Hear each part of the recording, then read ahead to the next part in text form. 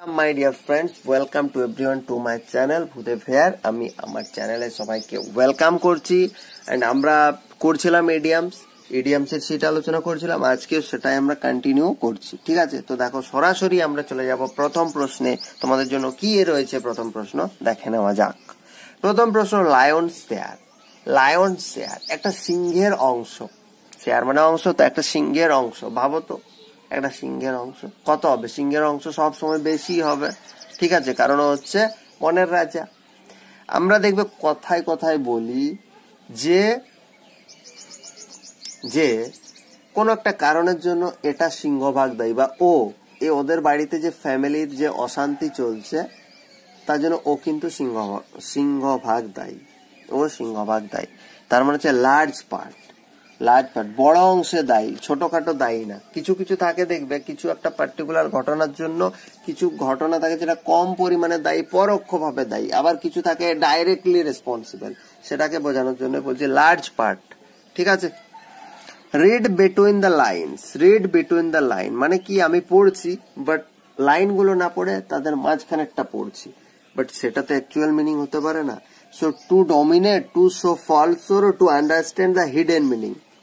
Between the lines মানে হচ্ছে to understand the hidden meaning. দেখো আমরা জেনারেলি লাইন গুলো পড়ি, বাট এই বলছে রিড বিটুইন দ্য লাইন মানে মাঝখানটা পড়ো। এবার লাইনের মাঝখান মানে কি? মানে তার মধ্যে যে হিডেন মিনিং আছে, তার যে অন্তর্নিহিত অর্থ আছে, সেটা পড়ে বের করো, সেটা পড়ে বের করার চেষ্টা করো। সেটাই বলছে রিড বিটুইন দ্য লাইনস মানে হচ্ছে to understand the hidden meaning. Next, yeoman's service. Yeoman's service এটা হচ্ছে খুব ইম্পর্টেন্ট একটা তোমার ইডিয়ম, যেটা সিভিল সার্ভেন্ট বলো। ইউম্যান সার্ভিস মানে হচ্ছে এক্সিলেন্ট ওয়ার্ক। এক্সিলেন্ট ওয়ার্ক এটাকেই বলা হচ্ছে ইউম্যান সার্ভিস। ঠিক আছে, next, lost in the cloud. মেঘের মধ্যে হারিয়ে গেলে। মেঘের মধ্যে হারিয়ে গেলে, যেটার কোনো সীমানা নেই।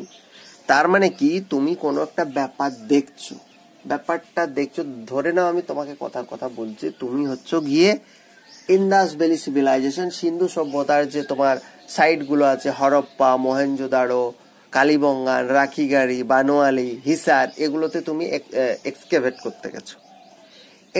করতে গেছো দিয়ে তোমার মাথা মুন্ডু খারাপ হয়ে যাচ্ছে। এজ ঠিকঠাক মিলছে না, জেনারেশন ঠিকঠাক মিলছে না। জেনারেশন ইন দ্য সেন্স, কোনোটা প্রি হরপ্পান স্টেজ তুমি বলছো, কোনোটার মধ্যে কালচারাল কমপ্লেক্সিটি খুব বেশি দেখতে পাচ্ছ, কোনোটাকে ম্যাচিওর বলছো, আবার কোনোটা ম্যাচিওর ফেজ পর্যন্ত যেতেই পারেনি। এগুলো তুমি দেখছো।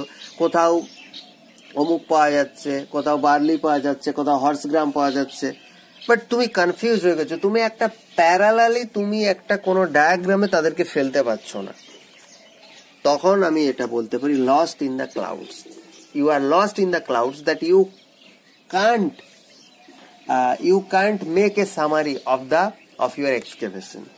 তার মানে কি? কনফিউজড। এত পরিমাণ ডেটা, এত পরিমাণ কমপ্লেক্সিটি আছে তার মধ্যে যে আমি কনফিউজড হয়ে যাচ্ছি। Lost in the cloud.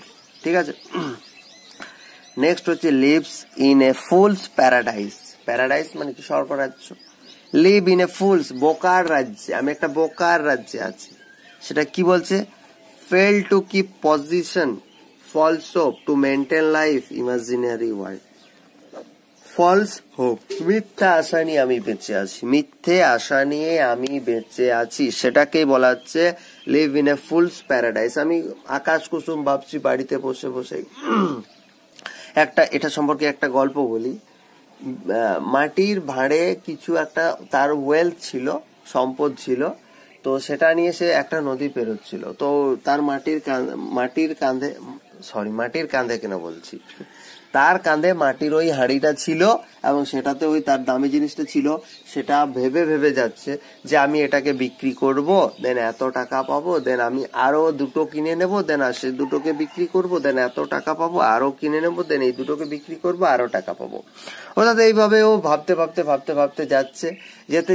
যেতে এক সময় বলছে যে আমার যখন এত টাকা হবে তখন আমি একটা মস্ত হাতি কিনবো, আর হাতিটাকে এইভাবে জড়িয়ে ধরবো। আর যে হাতিটাকে জড়িয়ে ধরতে গেছে, ওর কাঁধে যেটা ছিল সেটা জলে পড়ে গেছে।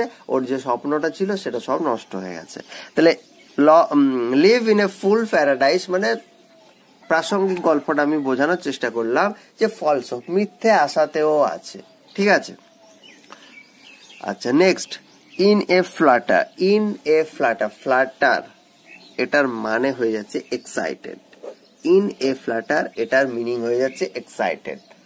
I am in a Flutter মানে এই ব্যাপারটা নিয়ে আমি খুব এক্সাইটেড আছি। ঠিক আছে, তো এই ছিল আজকের কতগুলো ইডিয়মস।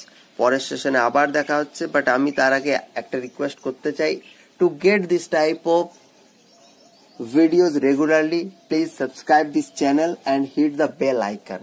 ঠিক আছে, যাতে করে নোটিফিকেশন চলে যায়, আর একটু ভিডিওগুলো শেয়ার করে দেবে। ঠিক আছে, thank you, have a good day.